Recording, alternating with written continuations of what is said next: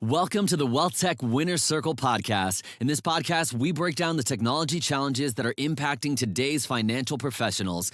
Our goal is to identify these challenges and potentially uncover solutions across tech integrations, adoption, emerging technology, evaluating solutions, and more. Through this content, we hope to help professionals avoid common pitfalls and move their services towards an award-winning strategy for 2020 and beyond. Hosted by David Armstrong, Editor-in-Chief. Welcome to the Wealth Tech Winners Circle podcast from wealthmanagement.com. My name is David Armstrong. I'm the editor-in-chief of wealthmanagement.com. We are talking to the technology winners of our Wealthies Awards. And with me right now is Stuart DePina, the chief executive of Envestnet Data and Analytics. Stuart, how are you? David, I'm great. How about yourself? Good. Thanks for taking the time to do this. I wanted to start off, just tell us a little bit first who you are, who you work for, and how you describe what Envestnet does. Yeah, sure. And by the way, thanks. Really glad to be here and glad to be representing Envestnet. And I'll give you a little bit of background about myself. I'm the chief executive of Envestnet Data and Analytics, which is a division of Envestnet. I'm responsible for developing and seeing the overall data aggregation and enterprise data management activities of our business. That includes analytic offerings that we develop and distribute to primarily investment wealth management firms, but also large financial institutions such as banks, including a lot of fintech companies that are using our platforms. I also oversee Envestnet Technology Group, which is the focus. We focus on finding solutions for investment operations, technology, and data infrastructure needs. So there's a lot of innovation, if you will. It's kind of an innovation lab, for lack of a better term, better way to characterize that. Prior to running Envestnet Data Analytics, I also was the chief executive officer for Tamarac, which is a platform that is used by independent RAs, that platform stack that's used by independent RAs to operate their businesses and interact with their clients. And how do you explain to people, maybe outside of this industry or on the periphery of it, what Envestnet does? So Envestnet is a technology platform that supports wealth managers. And specifically what I mean by that is we provide solutions through technology to help wealth managers, whether it's an individual financial advisor or a large enterprise, interface with their end investor clients. So if you can think about a client portal or applications, mobile applications or web applications that an end investor would interface with for the benefit of understanding what's in the portfolio or doing some planning solutions. So that on one end, the key element of what we do is enable the advisor to communicate with their investor in a more efficient manner. The other end of it, though, that we offer is we provide applications and technology to help that advisor operate their practice more efficiently. So in that sense, the things that they're doing to trade their accounts, to do reporting on their accounts, to do the accounting on their accounts, and there's a broad array of solutions, if you will, and features, if you will, and capabilities that an advisor has to have to operate their business. So we're also the back-end enterprise solution for those firms as well. So we cover both ends of the spectrum. Yeah, sure. Thanks. I know you're at the airport. You're between engagements. We can hear that in the background. So thanks for your time. I do appreciate it. We did want to talk a little bit about the initiatives that Envestnet submits for our awards. And you guys have won finalist status many times, and including in 2019. I think there were 3 or 4 initiatives that Envestnet had that reached finalist status. And the one that won the award in 2019 was around the model marketplaces, and particularly some due diligence reports that you guys do for some of the strategies inside the model marketplaces. But talk a little bit to me, if you can, a little bit more broadly about model marketplaces. I think we see a lot of competing firms to Envestnet and maybe some frenemy firms also building out their own model portfolio marketplaces. How does Envestnet approach that, and what does it do for advisors? How does it help advisors? Yeah, let me give you some input on that. We believe we have a bit of a unique approach when it comes to model marketplaces. First of all, we support about 100,000 advisors in the United States. And our marketplace, and having a model marketplace, I should say, really provides those advisors with a great deal of flexibility in terms of the offerings that they want to present to their end investor clients.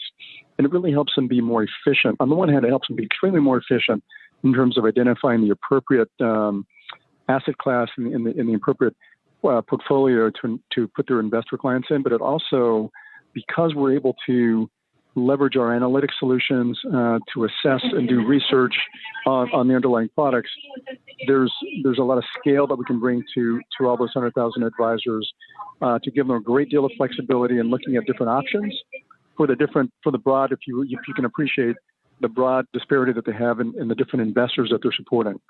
So we believe that we have a unique advantage because of the technology stack that we use. We believe we have a unique advantage because of all the analytics that we're able to apply to not only the portfolios that are offered in the model marketplace, but also in the performance of those portfolios. And the performance is something that we do a thorough job of in terms of creating reports and insights for the advisor, so that they can have a more meaningful dialogue with their investors as they're thinking about outcomes that the investor really wants to achieve. Mm-hmm. No, that makes a lot of sense. I know you do come from the data and analytics side, and I do want to talk to you about that because I just on a more macro level, and tell me if I'm wrong about this assumption. Advisors have a bunch of clients out there. They have a bunch of strategies that they're going to avail themselves of. Matching their clients to those strategies probably is not always an easy game. How do they vet the strategies? How do they vet the client? How do they vet the client's risk tolerance?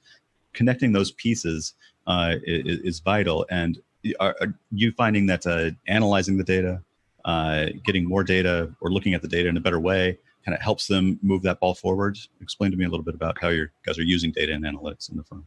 Yeah, you bet. I think that there's at a base level, leveraging technology really helps streamline that process. And that process of not only vetting through different options, if you will, that are available to an investor, but also helping an investor gain some insights into how they think about what level of risk the investor is willing to take on. So some of the tools that we have are really in investor friendly, so that they can use those solutions to gain some insights that might help them make better decisions, or at least understand, that the decisions that they're making come with a level of different levels of risk, and it helps really kind of gamify and simplify some of those inputs for them, so that they can really kind of consume that information on their own. So it really helps the consumer on that end.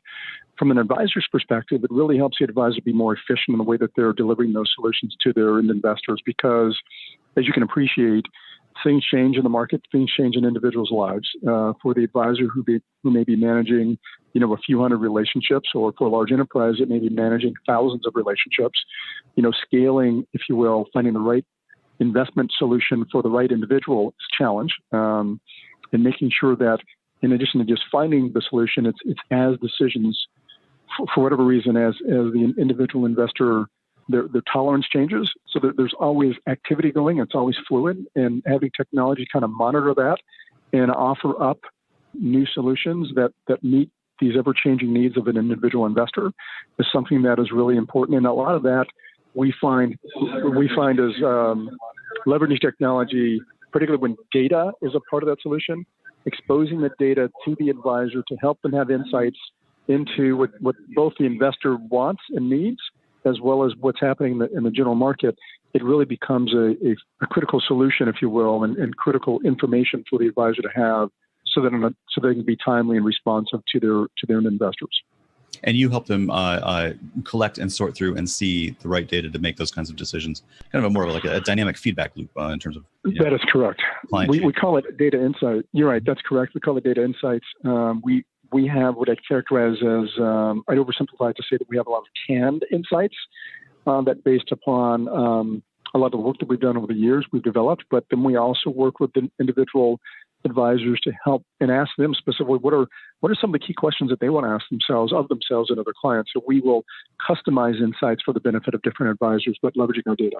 If you want to take another step back, when you deal with a lot of advisory firms, what are some of the biggest challenges that they have right now that maybe you can help them solve, you can't quite yet help them solve, but you want to be able to help them solve?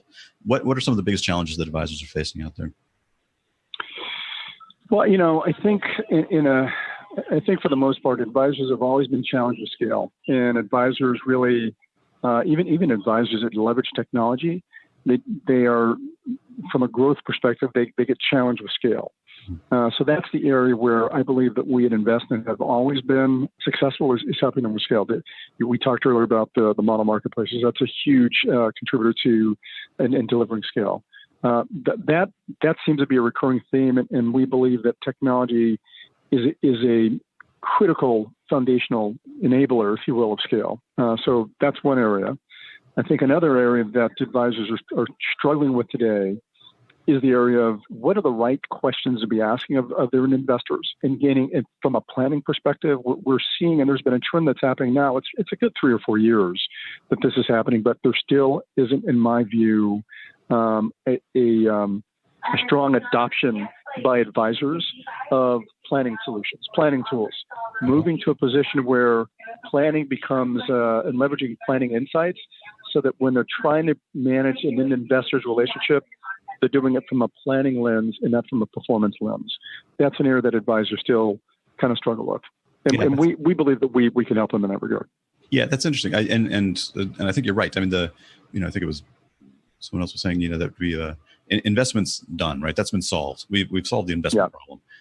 Advisors don't need to be spending any time on that anymore. And probably shouldn't. And then you talk a little bit about the challenges with scale, and I think it's absolutely right. Advisors are expected to be more of a planning relationship with a client.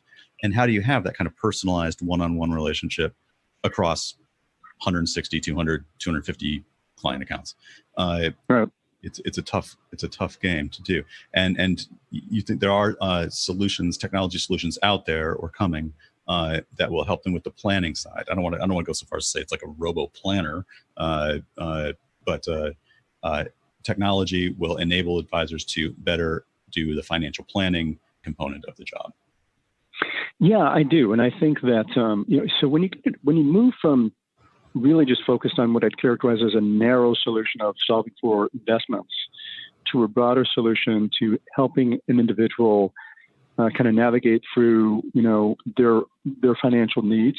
If I am just starting my career, just getting out of college, my financial needs are a lot different than if I am ready to retire, right? So I'm getting out of college, maybe I have student debt, and I've got to buy my first car, rent my first apartment, or all those other types of things. My needs are what my needs are in order to navigate through that process. Now, most of those individuals that fit that profile or that demographic aren't going to be a target for the traditional financial advisor. That being said, there are a lot of technologies that advisors use that would enable that same investor in that part of their journey to gain insights into how they want to plan for the next 12 months, the next 5 years, the next their lifetime.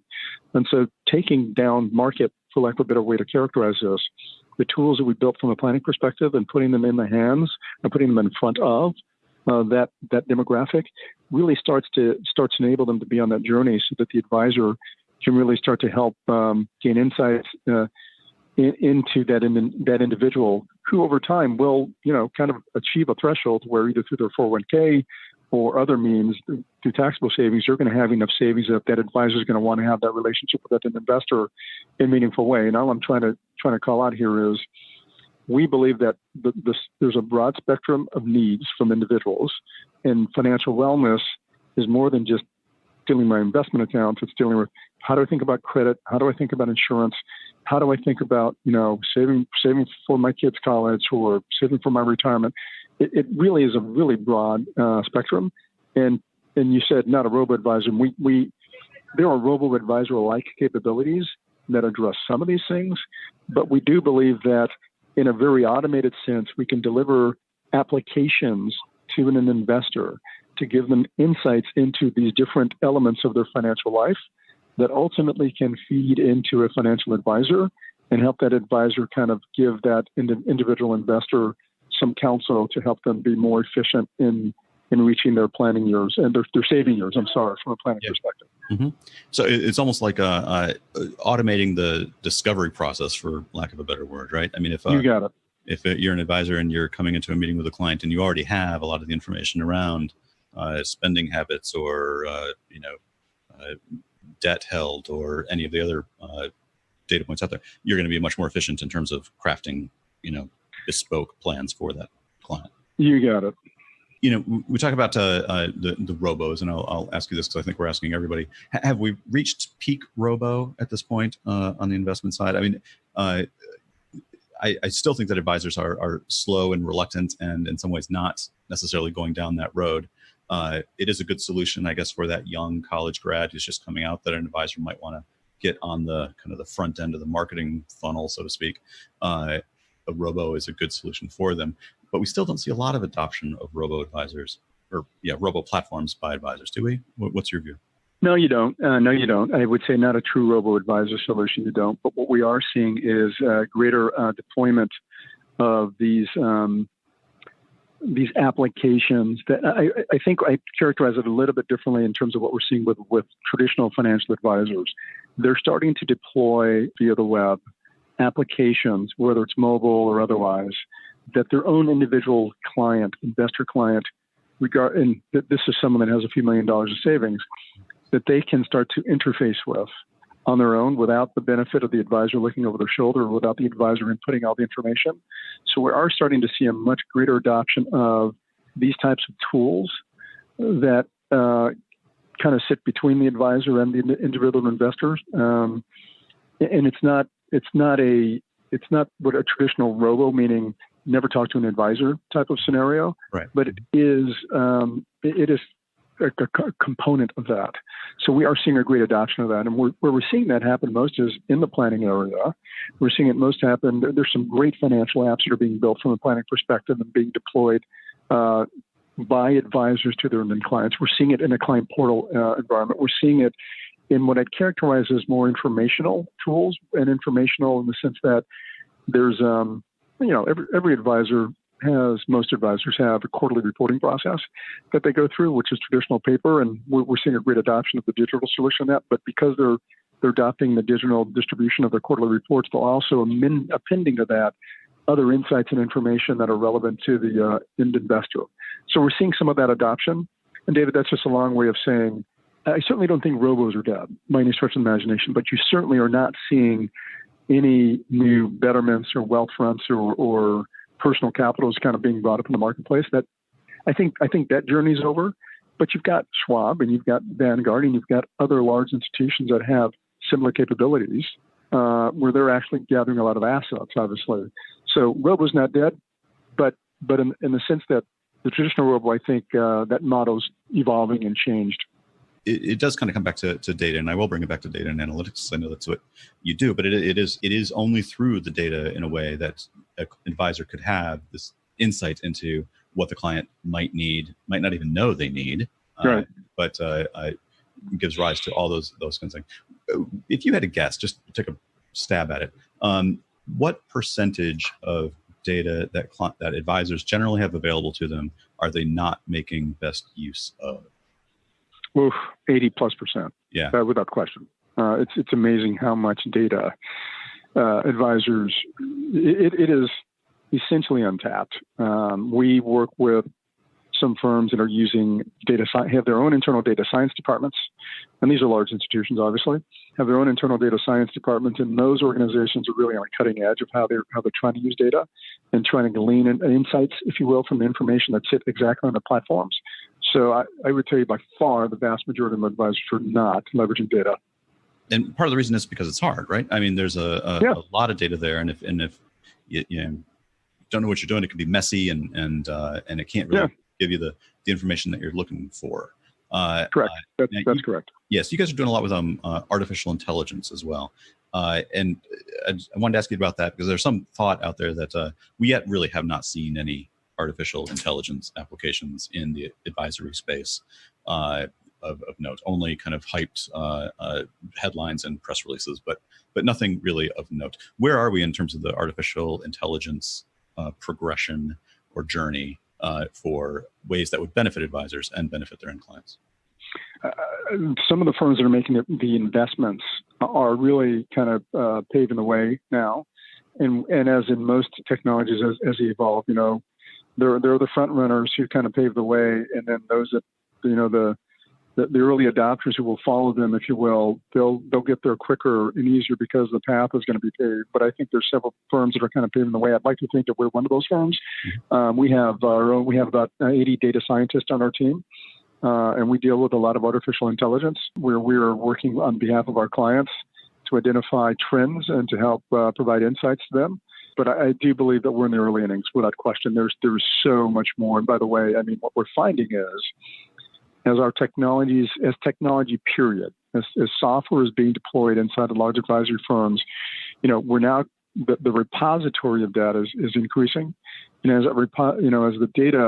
the levels of data increase to multi-terabytes, it just becomes a great opportunity to kind of mine, if you will, a lot of that information so that we can try to find better outcomes and better products to provide to our advisory clients. So I'd like to think that we're one of the firms that are kind of pushing the edge of where how artificial intelligence needs to be deployed. And with 80 data scientists on our team, we have in total about 500 engineers, 500 software engineers. So there's a lot of work and energy and investment we're putting into it. So I'd like to think that we're there. Do you want to take a stab at giving me an example of maybe not what's available now, but what is going to be available in the future iteration of the Envestnet platform? Where is it really going to benefit the advisor? What should the advisor be looking for? I imagine that there are a lot of advisors out there who don't even know what they don't know in terms of what they could do. So what would you say to them? Say, just you wait, it's coming. Here's what it's going to look like. Well, here's something that we're working on in our organization. It's conversational AI, and that's kind of like Chatbot, but on steroids, if you will. I'll also say that was a finalist for a wealthmanagement.com award. Yeah, well, I mean, yeah. As technology continues to evolve, Envestnet Yodlee has revolutionized, we think we've revolutionized the digital experience with conversational AI, particularly for financial service providers, using natural language processing specifically tailored to financial service providers.